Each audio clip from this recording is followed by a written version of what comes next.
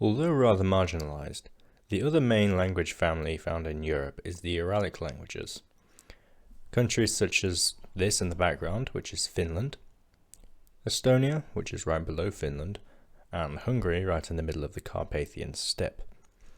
Finnish as a language has 5.8 million native speakers. Estonian has 1.1 million, and Hungarian has 17 million overall speakers. Now, we've talked about Estonian on this channel before, about a year ago when I made this video. In that video, I mentioned a dead language that had gone dead in our lifetime that I wanted to make a separate video about. We're going to be talking about that in just a second, and there's an interesting twist with that. But today, we're going to cover some of the lesser known languages of the Uralic branch, of which there are many. We're going to be talking about 3 today, and we can potentially talk about more another time. So let's get on to our first language. So the first language, which I just mentioned that we're going to talk about today, is Livonian. Now here is their flag, which I think is rather cool. It's a very long flag, but I really like the colour scheme. And then here is the region where ethnic Livonians tend to live. It's in the country of Latvia.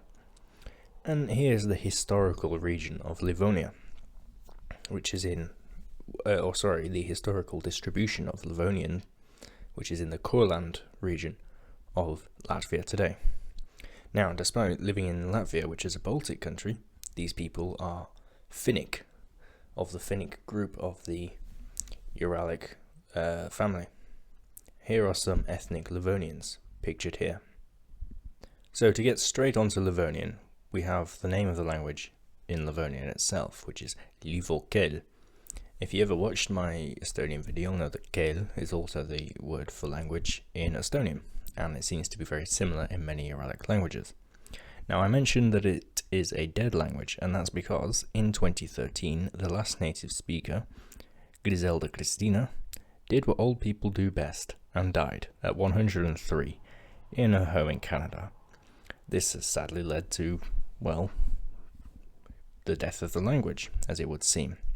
However, there are 40 Language 2 speakers and 210 A1 to A2 speakers, so people who can have basic conversation, but they wouldn't class themselves as what people might describe as fluent. However, there's a full-on revival movement, which we'll talk about in a minute.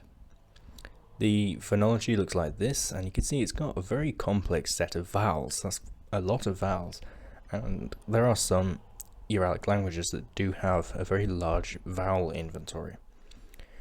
Here's the consonants, which are limited in comparison to their vowels, yet they still make a distinction between l and l, and other things such as, I'm not really sure how that's pronounced, but the T with the little apostrophe underneath it, or comma rather, same with the D.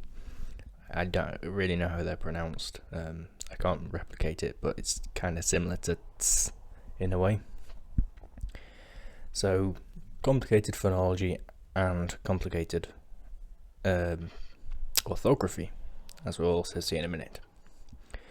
So, I mentioned that there is a revival movement going on for Estonian, and one of the best examples of the Livonian revival movement is a band in Livonian called Tullilum, which means hot snow. Here is the lead singer. She's called Julgistalte, and the drummer behind, he is called Tiit Kavad. They sing songs in the Livonian language, and they travel around. They're an Estonian group, so they're not based in Latvia, but they travel between both of them, and they make music. You can find them online. I recommend you check them out, so you can hear what the Livonian language sounds like being sung. And this revival has taken off quite well, actually. So it's been 9 years since the native speaker died, and the language was recently declared revived. So Livonian is one of the 3 languages listed as revived by the UNESCO Atlas of the World Languages in Danger. This is because when I when I made the video about Estonian, and I mentioned I wanted to talk about Livonian, it was still dead at that point. But it's been an entire year since then. And in 2020, Kuldi Medne was born, who is the daughter of Janis Mednis and Renate Medne. Please excuse my pronunciation of those names. And she has now started speaking this year in 2022. She's only being exposed to the Livonian language. Her parents are both Livonian revival activists, and this means that she is now the first native speaker of Livonian again, meaning that this year the language has successfully been revived. It died for 9 years and it has come back. Who knows what we'll see in the future? It could become an actual living language with a full-on community of speakers who speak it as their first language within the next 20 years or so. So keep your eye out on Livonian and we'll see where it goes. To round this section off, we have the Livonian alphabet. Here you can see their complicated orthography, but it's not as complicated as you might think. In fact, the use of many characters is a way of easily distinguishing between different sounds. So if anything, it's quite effective because it lets you know accurately how a word is meant to be pronounced. Unlike English, for example, in which you can represent many sounds with one digraph or whatever. As you can see, the vowels are very precise here.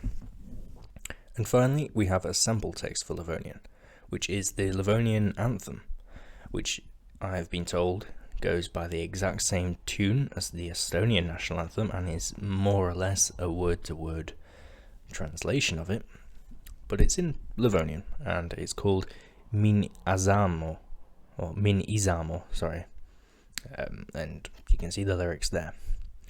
A large amount of Livonian literature exists from the past. However, Livonian, due to things like the Soviet Union, for example, which is responsible for a lot of language death, as you may know from watching this channel in the past, the Soviet Union really suppressed Livonian, and most speakers of it weren't using it by the 1930s. And it was in very little use since then, and that's when the literature died out. But there was a time in the 1800s and early 1900s where there was a flourishing and thriving community of Livonian literature. But who knows, maybe in the next 15-20 years or so we might have native speakers at school studying Livonian literature. So we'll see how it goes. But that's all I have to say about Livonian. So let's move on to our next language of the day. And our next language is Karelian. Now here is the Karelian national flag of the people. However, it also has another flag which is of the Karelian Republic, which is one of the autonomous republics within Russia. However, the flag with the Nordic cross, I've been told, is more representative of the Karelian people than the flag that the Russians use. And here are some pictures of ethnic Karelians, just to gather what they look like in their traditional Uralic dress. So Karelian is once again a Finnic language, just like Livonian, just like Estonian, just like, of course, Finnish. This time it has 36,000 speakers, so we're not talking about a language which has died here at all. Nonetheless, compared to the speakers it used to have, it has died down a large amount, but it's being preserved well enough, with a continuous community of speakers. Here is a map of the spread of the Karelian language continuum, with its dialects, and the dialects are North Karelian, Olonets Karelian, debatably Ludic Karelian, although that usually now gets classed as a different language and it's not on that map, but Ludian or Ludic is a separate language, but it's very closely related, and Tver Karelian, which is shown at the bottom of the map in those dotted areas. Now, we have a much simpler vowel inventory for Karelian. Well, the consonants are slightly more complicated, although there's no distinction between L and L, and there's not that other weird T with the comma thing below it this time. So maybe it's a bit more simple, but it seems to have more phonemes in the consonants, but fewer phonemes for the vowels than Livonian did. Traditionally, it was written in the Cyrillic script, being mainly in Russia, although more of it did used to be in Finland before Finland lost territory to Russia in centuries of war that happened. However, today it is written in the Latin script, and here you can see it's got a very simple orthography which is very representative of its phonemes. So finally, let's take a look at some examples of Karelian. Now the three different dialects, the three main ones we talked about, are different enough to the point where there is generally, it's good to show three different examples because it's almost like three different languages. The dialects differ quite a lot, yet they're still classed as dialects because they are mutually intelligible to an extent. We have North Karelian here, and there's a nice little poem about swans, it seems. Then here's Uralic Karelian. This is the Universal Declaration of Human Rights. This is the only Uralic language which I've managed to find the Universal Declaration of Rights for. Most of them I've just had to find random texts because I can't find the Universal Declaration of Human Rights, but here it is in Uralic Karelian. And finally in Tver Karelian. And there seems to be a little bit of a description about a village in the Tver region, or as it's known in Russian, the Tver Oblast.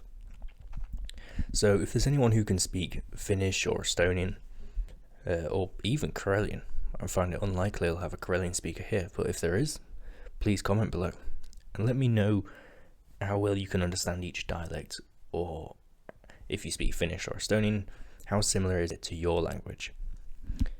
Let's talk about our final language of the day, and our final language is Udmurt.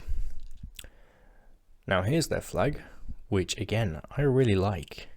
That's a cool flag, and it's one of the republics within Russia, again, the Udmurt Republic. Now here are some pictures of ethnic Udmurt people, and they are known to be amongst the people with the reddest hair in the world. The red hair gene is very prominent in this region, but not all Udmurt people have red hair. This guy, for instance, although I'm not sure whether that's just because he's an elderly person, and some of the people in the background at some Karelian festival, it seems, do not have red hair. But that's an interesting fact I thought I'd put in there. I learnt this during my research. The Udmurtia and Ireland seem to be the concentrated areas for red hair in the world, and it's a small interesting fact I put in there. And it's part of the Permic sub-branch of the Uralic languages, which only includes one other language, which is called Komi. But we're here to talk about Udmurt. So yes, it's called the Udmurt Kul, which is very similar to that other word we had before, Kel. It has 335,730 speakers. So this language is much larger than the other two we've discussed previously. There are three dialects. Now here is a map of the spread of Udmurt. The dialects are Northern Udmurt, Southern Udmurt, and Bessermian Udmurt. Now I must mention the Bessermian people are a really interesting mix, and their dialect of Udmurt is basically a Creole. Now they were originally a Turkic people who went by the same name, but they went under heavy assimilation with the Udmurt people. But then later on, for some reason, they ended up going under a further assimilation of the Tatar people. So they're a mix of Udmurt and Tatar. Not much of the original Bessermian identity exists, but it's quite interesting that there's a real DNA mix between both of them. So they're both Turkic and Uralic at the same time. And their Udmurt incorporates features of Tatar. which makes it a really interesting mix. And apparently their dialect of Udmurt is not mutually intelligible. So some people call it a different language, the Permic language. Nonetheless, it's descended from Udmurt. Here is the alphabet, although there's not any clear standardization. Unlike Karelian, which did have its alphabet standardized in 2007, Udmurt has a few different variations. And bear in mind, they're both written in Cyrillic. Latin script does not exist this far into Russia. Phonology, however, is simple for both the vowels and the consonants.